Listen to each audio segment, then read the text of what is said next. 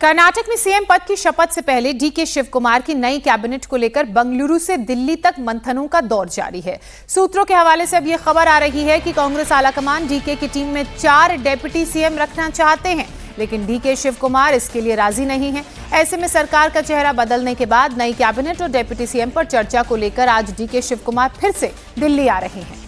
तो पूर्व सीएम सिद्धरमैया भी आज दिल्ली पहुंच सकते हैं। खबर है कि 3 जून को होने वाली शपथ में सीएम डीके शिव कुमार के साथ 9 से 14 मंत्री शपथ ले सकते हैं। बाकी बचे मंत्रियों को लेकर राज्यसभा चुनाव के बाद फैसला लिया जाएगा। कर्नाटक में सत्ता का चेहरा बदले जाने और सीएलपी लीडर के चुनाव के बाद मनोनीत सीएम डीके शिव कुमार आज पहली बार दिल्ली पहुंच रहे हैं। तो वहीं एक तरफ बेंगलुरु में 3 जून की शपथ की तैयारी जारी है। इस बीच डीके से मिलने और उनको मिलने वाली बड़ी जिम्मेदारी को लेकर शुभकामनाओं का दौर भी जारी है। बेंगलुरु में संतों के एक समूह ने कर्नाटक के मनोनीत सीएम डीके शिव कुमार से उनके आवास पर मुलाकात की। पूर्व सीएम सिद्धरमैया के बेटे यतींद्र सिद्धरमैया ने मनोनीत सीएम डीके शिव कुमार से मुलाकात की। सिद्धरमैया के बेटे की भी 3 जून को सीएम के साथ शपथ लेने की चर्चा है। अपने शपथ ग्रहण से पहले दिल्ली पहुंचे डीके शिव कुमार ने सीएम पद के लिए पार्टी के फैसले को अपने समर्पण का इनाम करार दिया। Since we are not able to accommodate our leaders and Raj Bhavan, so we are there will be a live stream from here itself. Whatever is going on in Raj Bhavan also, all our workers and our leaders see from here also. So to see the leader and on this great occasion of this Bhumi Puja, we are inviting, and I am inviting all the other religious heads also to be a part of this event. So will there be other people taking oath along with you as ministers? That I don't know. Whatever the party high command decided, it will be done. I don't want to comment on that.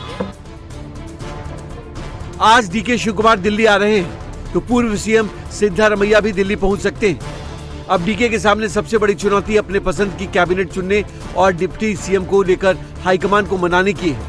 सूत्रों के हवाले से खबर है कि DK Shiv Kumar राज्य में deputy CM बनाए जाने के पक्ष में नहीं है, जबकि आलाकमान डीके के साथ 4 डिप्टी सीएम बनाना चाहता है। कर्नाटक की नई कैबिनेट के लिए आलाकमान ने डीके शिव कुमार से लिस्ट मांगी है। चर्चा है कि पुरानी कैबिनेट के 2 दर्जन से ज्यादा चेहरों की छुट्टी हो सकती है। ऐसे में 3 जून को डीके शिव कुमार के साथ 9 से 14 के करीब मंत्रियों की शपथ होगी। वहीं कैबिनेट विस्तार राज्यसभा चुनाव के बाद हो सकता है। मंत्रिमंडल को लेकर कांग्रेस हाईकमान सिद्धरमैया से भी चर्चा करेगा। कर्नाटक विधानसभा की स्ट्रेंथ के हिसाब से राज्य में 32 मंत्री बनाए जा सकते हैं। और नीट, एनटीए और सीबीएसई परीक्षा में गड़बड़ी को लेकर संसदीय समिति सख्त हो गई है। शिक्षा, महिला, बाल, युवा और खेल संबंधी संसदीय स्थायी समिति NEET UG paper leak, NTA के कामकाज और सीबीएसई की इवैल्यूएशन मेथड की समीक्षा करेगी और इसके लिए संसदीय समिति की आज और कल अहम बैठक होगी। कांग्रेस के सांसद दिग्विजय सिंह की अध्यक्षता वाली 31 सदस्यीय समिति ने शिक्षा मंत्रालय, एनटीए, केंद्रीय स्वास्थ्य मंत्रालय और सीबीआई के शीर्ष अधिकारियों को तलब करके परीक्षाओं में हुई धांधलियों और सुधारों पर जवाब मांगा है। समिति ने मई में हुई नीट यूजी परीक्षा में कथित पेपर लीक और गेस पेपर के आरोपों पर संज्ञान लिया। समिति ने इस मामले में एनटीए और सीबीआई के अधिकारियों से परीक्षा प्रक्रिया में खामियों और जांच की प्रगति पर भी रिपोर्ट मांगी। समिति पेन एंड पेपर मोड और सीबीटी मोड के बीच के अंतर और छात्रों के लिए इनकी सूटेबिलिटी पर भी चर्चा कर रही है। आज सुबह की एक और बड़ी खबर आपको बता दें, सीबीएसई आज एक बार फिर से 12वीं के छात्रों के लिए री इवैल्यूएशन प्रक्रिया शुरू कर रहा है। आज सीबीएसई का पोर्टल एक्टिवेट हो जाएगा और छात्र नई व्यवस्था के तहत वही री इवैल्यूएशन के लिए आवेदन कर पाएंगे। हालांकि अभी वही छात्र री इवैल्यूएशन करवा पाएंगे जिन्होंने पहले अपनी आंसर शीट की स्कैन कॉपी हासिल कर ली है। अब पहले यह प्रोसेस 29 मई से शुरू होनी थी, लेकिन सीबीएसई ने तब इसे टाल दिया था और आज इसे शुरू किया जा रहा है। इसके साथ ही सीबीएसई ने उन हैकर्स का आभार जताया है जिन्होंने सीबीएसई के पोर्टल में खामियां निकाली हैं और सीबीएसई ने कहा है कि उनकी साइबर सिक्योरिटी टीम लगातार इस पर काम कर रही है।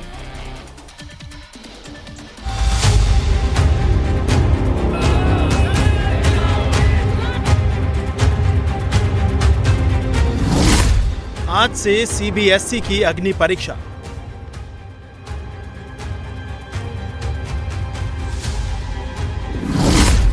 आज से री इवैल्यूएशन और मार्क्स वेरिफिकेशन।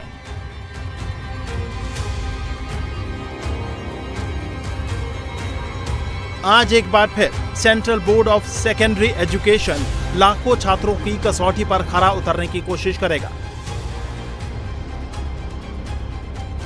जो बोर्ड परीक्षा लेता है वही सवालों के घेरे में है और इसकी वजह है टेक्निकल नाकामी और प्लानिंग में लापरवाही।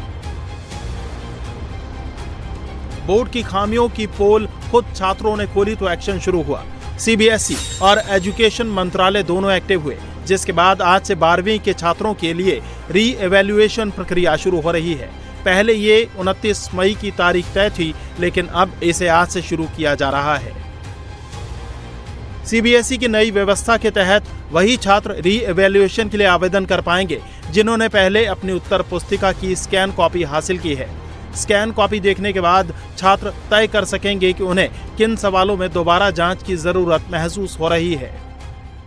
एक नया टैब खोलेंगे और अगर हम यहाँ पे सीबीएसई रिवैल्यूएशन 2026 डालते हैं तो पहले ही आपको वेरिफिकेशन रिवैल्यूएशन फ़ोटोकॉपी, क्योंकि सरकार की तरफ से कहा गया है कि आज से आप दोबारा रिवैल्यूएशन प्रोसेस को शुरू कर सकते हैं। वो स्टूडेंट जिन्हें ये लग रहा था कि उनकी कॉपी सही से चेक नहीं हुई है या फिर उनके नंबर कम आए हैं, स्टेप वाइज मार्किंग में नंबर कम रह गए हैं, वो क्योंकि पोर्टल बंद हो चुका था, एक लिमिटेड पीरियड था रिवैल्यूएशन प्रोसेस के लिए, लेकिन बहुत सारे स्टूडेंट्स की लाखों की संख्या में 4 लाख स्टूडेंट्स ने आवेदन किया कि उनको रीवैल्यूएशन प्रोसेस चाहिए। साइट क्रैश कर चुकी थी, लेकिन एक बार फिर से वेबसाइट को खोला गया है स्टूडेंट्स के लिए और आप देखिए कि फ़िलहाल जो वेबसाइट है वो काम कर रही है। आप रजिस्टर कर सकते हैं, अगर आपका रजिस्टर नहीं है लॉगिन से अप्लाई कर सकते हैं और यहाँ तक कि ये भी समझ सकते हैं कि किस तरीके से अप्लाई करना है। अगर किसी छात्र को लॉगिन करना है तो केवल उसको अपना यहाँ पे रोल नंबर डालना होगा, पासवर्ड डालना होगा, कैप्चा डालना होगा और उसके बाद वो लॉगिन कर सकता है और जिस सब्जेक्ट की उसे कॉपी रीचेकिंग या रीवैल्यूएशन करनी है उसे सेलेक्ट कर सकता है। पहले 700 रुपये चार्जेस होते थे, अब उसे कम कर दिया गया है, 100 रुपये पर कॉपी पर सब्जेक्ट इसके चार्ज रखे गए हैं और ये भी कहा गया है कि अगर आप पर क्वेश्चन में अगर आपको लगता है कि आप सही हैं तो उन पैसों को रिफंड भी कर दिया जाएगा। लेकिन सीबीएसई दोबारा इस प्रोसेस को सही कैसे करेगा, ये बच्चों के मन में एक सवाल बना हुआ है। बोर्ड का कहना है कि इस प्रक्रिया का मकसद छात्रों को ज्यादा पारदर्शी और निष्पक्ष व्यवस्था देना है ताकि वो अपनी कॉपी खुद देखकर फैसला ले सकें। सीबीएसई के सिस्टम ने छात्रोरों की टेंशन बढ़ा दी है। इसी वजह से स्कैन कॉपी मांगने वाले छात्रों की तादाद बढ़ गई है। सीबीएसई के मुताबिक परीक्षा में शामिल हुए 17,68,968 छात्रों में से 4,04,319 छात्रों ने स्कैन कॉपी के लिए आवेदन किया, जो कुल छात्रों का करीब 23% है। सीबीएसई की गड़बड़ियों की सारी पोल खुद छात्रों ने ही खोली है। पहले एक छात्र ने बताया था कि कैसे उसे गलत आंसर शीट भेजी। उसके बाद छात्रों ने सीबीएसई के उस दावे पर भी सवाल खड़े कर दिए जिसमें बोर्ड ने कहा था कि सारी कॉपियां स्कैन की गई हैं। कई छात्रों का कहना है कि उन्हें जो स्कैन कॉपी मिली है उसमें तस्वीर धुंधली दिखाई दे रही है। वहीं कुछ छात्रों ने आरोप लगाया है कि उनकी पूरी आंसर शीट ही नहीं दिख रही या कुछ पेज गायब हैं। इतना ही नहीं, छात्रों ने आरोप लगाया कि बोर्ड का सिस्टम फूल प्रूफ ही नहीं है। कोई भी शख्स छात्रों की आंसर शीट आसानी से देख सकता है। सोशल मीडिया पर वायरल हो रही ये कॉपियां इसका प्रमाण हैं। छात्रों ने आरोप लगाया कि सीबीएसई ने अपने Amazon web service AWS cloud storage bucket को ठीक से सिक्योर नहीं किया है। बिना किसी अथॉरिटिकेशन के डेटा एक्सेस किया जा सकता है। इंटरनेट पर कोई भी व्यक्ति किसी भी स्कैन की हुई आंसर शीट को डाउनलोड कर सकता है। कई संस्थान एक ही बकेट का इस्तेमाल कर रहे हैं, ये सुरक्षा के लिहाज से बेहद खतरनाक है। बोर्ड ने दावा किया था कि कॉपियों को प्रॉपर हाई क्वालिटी स्कैनर से स्कैन किया गया है, लेकिन सार्वजनिक हुई कॉपियों की ड्रॉप शैडो यानी परछाई और मुड़े हुए पन्ने साफ दिखाई दे रहे हैं। आमतौर पर स्कैनर से स्कैन किए गए डॉक्यूमेंट्स में इस तरह की चीजें नहीं होती। छात्रों ने पोल खोली, सवाल उठाए तो बोर्ड ने अपनी गलती मानने में देरी नहीं की। सीबीएसई ने बयान जारी करके कहा कि हम अपने service provider on mark portal में मौजूद उन कर्मचारियों पर करीब से नजर रख रहे हैं जिनके बारे में पब्लिक डोमेन में बताया जा रहा है। पिछले कुछ दिनों से सरकार के अलग अलग विभागों और IIT से साइबर सिक्योरिटी प्रोफेशनल्स की एक एक्सपर्ट टीम इन सिस्टम्स को मजबूत बनाने के लिए लगाई गई है। इनमें इन सिस्टम को ज़्यादा सेफ सेटअप पर ले जाना शामिल है। जिन कमजोरियों की पहचान की गई है उन्हें ठीक कर दिया गया है और दूसरी ऐसी कमजोरियों की भी जांच की जा रही है जिसका गलत इस्तेमाल हो सकता है। सीबीएसई ने उन लोगों का आभार जताया है जिन्होंने पोर्टल की खामियों को ढूंढा है। बोर्ड ने एक्स पोस्ट में लिखा, हम उन सभी जागरूक नागरिकों और एथिकल हैकर्स के आभारी हैं जिन्होंने इन खामियों की ओर हमारा ध्यान दिलाया। हमने उनमें से कुछ से सीधे संपर्क भी किया है। हम बाकी लोगों से अनुरोध करते हैं कि किसी भी और जानकारी या सुझाव के लिए हमारी सिक्योरिटी टीम seccy-cbsc@nic.in पर संपर्क करें। इसी बीच एक बड़ी खबर मध्य प्रदेश से आ रही है, जहां मुख्यमंत्री डॉक्टर मोहन यादव के एक बयान से कांग्रेस सब आग बबूला हो गई है। मध्य प्रदेश के मुख्यमंत्री डॉक्टर मोहन यादव ने शुजालपुर में एक जनसभा के दौरान कांग्रेस और उसके प्रदेश अध्यक्ष जीतू पटवारी पर अब तक का सबसे तीखा राजनीतिक प्रहार किया। सीएम ने मंच से जीतू पटवारी को 2 कौड़ी का और रद्दी अध्यक्ष कह डाला। मुख्यमंत्री के इस बयान के बाद प्रदेश के सियासी गलियारों में हलचल भी तेज हो गई है। कांग्रेस के सीनियर लीडर दिग्विजय सिंह ने मोहन यादव पर पूरी कांग्रेस पार्टी के अपमान करने का आरोप लगाते हुए माफी मांगने के लिए कहा है। मुख्यमंत्री के इस बयान से शाहजहांपुर में कांग्रेस कार्यकर्ताओं ने विरोध प्रदर्शन किया। यह सारा विवाद जीतू पटवारी के उस बयान के बाद शुरू हुआ जिसमें उन्होंने सीएम मोहन यादव को अभिनंदन यादव कहा था। इसके बाद मोहन यादव ने जवाब दिया तो बवाल मच गया।